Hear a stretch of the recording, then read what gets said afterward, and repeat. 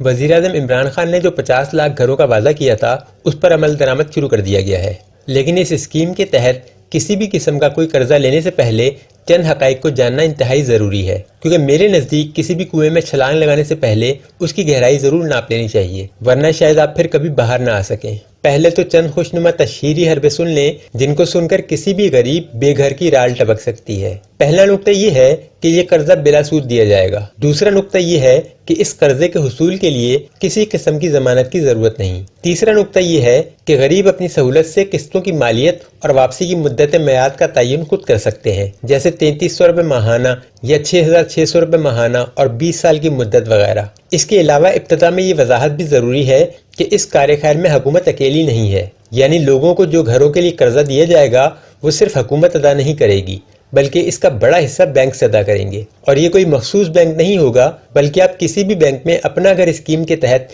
قرضے کے لیے درخواست دے سکتے ہیں۔ اب آپ سوچ رہے ہوں گے کہ تمام کے تمام بینکس ایک حکومتی اسکیم کے لیے اپنا سرمایہ کیوں داؤ پر لگا رہے ہیں؟ اگر کوئی ایک آدھا بینک ہوتا تو ہم سوچ سکتے تھے کہ اس بینک کے مالک نے پی ٹی آئی میں شمولیت اختیار کر لی ہے، لیکن تمام کے تمام بینکس غریبوں کی ہمدردی میں اپنے پیسے لے کر خان صاحب کے قدموں میں کیوں ڈھیر کر رہے ہیں؟ یہ سب سے اہم سوال ہے، کیونکہ اس سوال کے جواب سے ساری اسکیم سمجھ آ جاتی ہے۔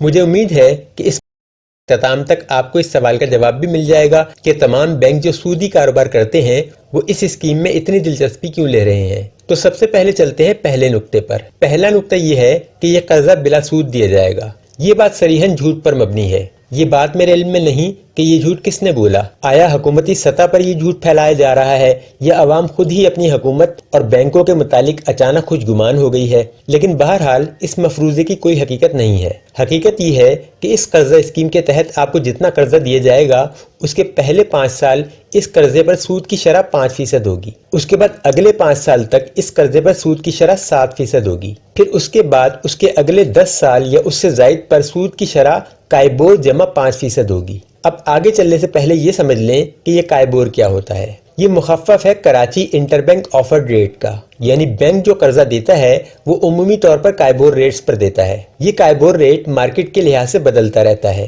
یہ اس وقت 13% کے آس پاس ہے، لیکن جیسے میں نے بتایا کہ یہ مارکیٹ کنڈیشنز کی وجہ سے بدلتا رہتا ہے، تو یہ آگے جا کر بڑھ بھی سکتا ہے اور کم بھی ہو سکتا ہے۔ اس کا انحصار مارکیٹ پر ہے۔ اب اس قائبور میں مزید 5% اضافے کا مطلب یہ ہے کہ آپ کو 10 سال بعد جو سود دینا ہے وہ 13 جمع 5 یعنی کہ 18% ہے، وہ بھی اس صورت میں کہ جب قائبور ریٹ 13% ہی رہے۔ اگر یہ بڑھ کر 15، 18 یا 20% تک چلا گیا تو اس میں مزید 5% جمع کر لیں، یہ وہ ریٹ ہوگا جس کی شرح سے آپ پر 10 سال بعد سود پڑنا ہے۔ اب اس کے باقی معاملات ہم تیسرے نقطے میں جا کر سمجھیں گے، پہلے دوسرے نقطے پر تھوڑی بات کر لیتے ہیں۔ دوسرا نقطہ یہ ہے کہ اس قرضے کے حصول کے لیے کسی قسم کی ضمانت کی ضرورت نہیں۔ اب اس نقطے میں سب سے پہلے تو یہ سمجھ لیں کہ جب آپ بینک سے کوئی قرضہ لیتے ہیں تو آپ کو ضمانت کی ضرورت کیوں پیش آتی ہے۔ اس کا جواب یہ ہے کہ اگر آپ بینک سے 10 لاکھ کا قرضہ لیتے ہیں اور اس کے بعد آپ بھاگ جاتے ہیں تو بینک آپ کو کہاں ڈھونڈتا پھرے گا؟ یہ وہ مجبوری ہے جس کی بنا پر بینک آپ سے ضمانت مانگتا ہے۔ جس اسکیم پر آج ہم بات کر رہے ہیں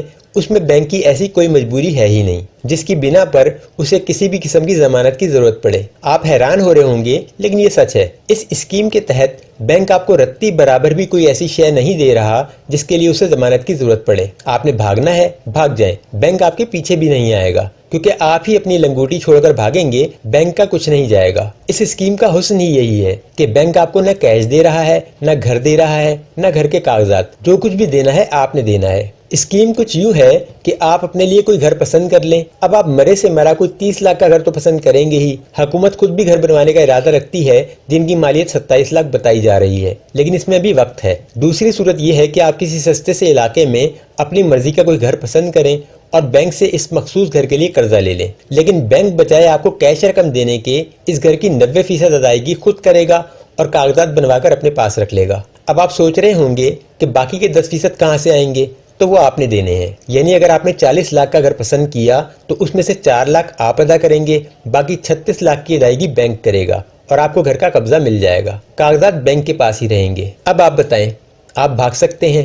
آپ کے پاس صرف گھر کا قبضہ ہی تو ہے، وہی چھوڑ کر بھاگ جائیں گے تو بینک کو 40 لاکھ کا گھر 36 لاکھ میں مل جائے گا، تو آپ کے پیچھے بھاگتی ہے اس کی جوتی۔ آپ کا جب دل چاہے آپ بھاگ جائیں، آپ کے بھاگ جانے کا فائدہ بھی بینک کو ہی ہوگا۔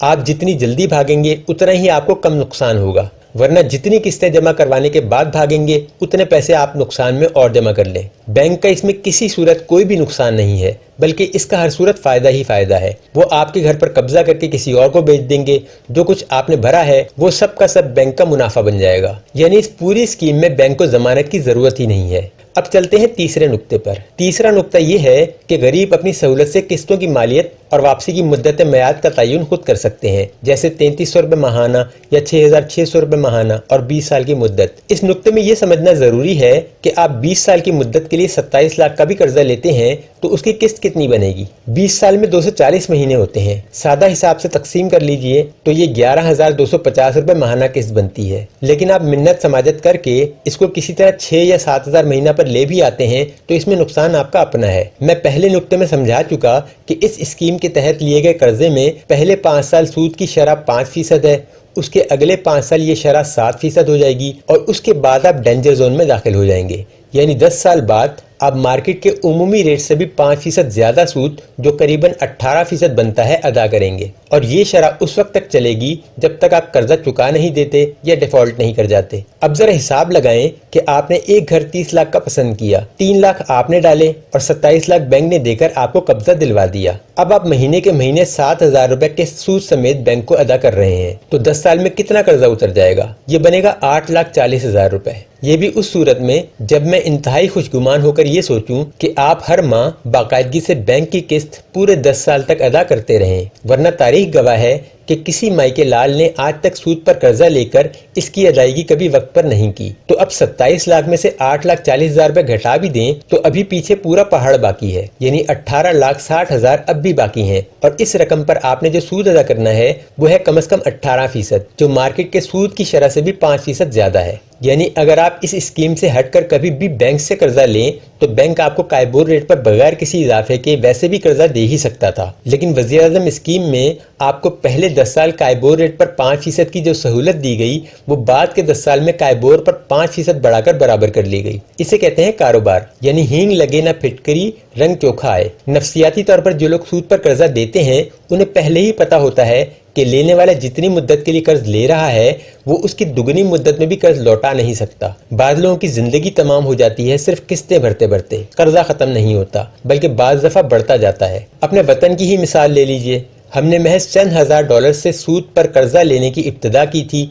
हमारा पक्का प्रोग्राम था कि ये छोटा सा कर्जा तो हम यूं भुगता देंगे। आज अल्हम्दुलिल्लाह हम हजारों अरब डॉलर के कर्जे के मालिक हैं। ये सूद के वो साइड इफेक्ट्स हैं जिनसे कम से कम मुसलमान को तो फरार मुमकिन नहीं। सिर्फ इतना सोच लीजिए कि 20 साल में जिंदगी कहां से कहां चली जाती है। आज जो शख्स 35 साल की उम्र में कर्जा ले रहा है उसकी एक बीवी होगी, 2 छोटे छोटे बच्चे होंगे, खर्चे कम होंगे तो इस किस्म का प्लान आसान नजर आता होगा। भाई अगर 4,000 रुपए घर का किराया भी निकालना ही है तो 8,000 रुपए महीना निकाल कर कभी न कभी तो अपने मकान के मालिक बनेंगे। लेकिन हम ये भूल जाते हैं कि अगले 5 सालों में इन 2 बच्चों में 2 बच्चों का और इजाफा भी हो सकता है। इससे अगले चंद साल में बच्चे बड़े होना शुरू हो जाएंगे, उनके तालीमी और दीगर इखराजात बढ़ते जाएंगे। कभी बेटी की शादी कर रहे होंगे तो कभी बेटे की, लेकिन ये किस्त की तलवार सर पर लटकती रहेगी। कब तक भरते रहेंगे? 35 साल का बंदा 55 साल का हो जाएगा लेकिन किस्त का अज़ाब जारी रहेगा। फिर अगर किसी दिन बैंक ने नादहिंदगी के जुर्म में आपको उसी मकान से निकाल कर बाहर खड़ा कर दिया जिसकी किस्तें आप सारी जिंदगी भरते रहे हैं तो तसव्वुर कीजिए कि आपकी सारी जिंदगी का हासिल क्या होगा।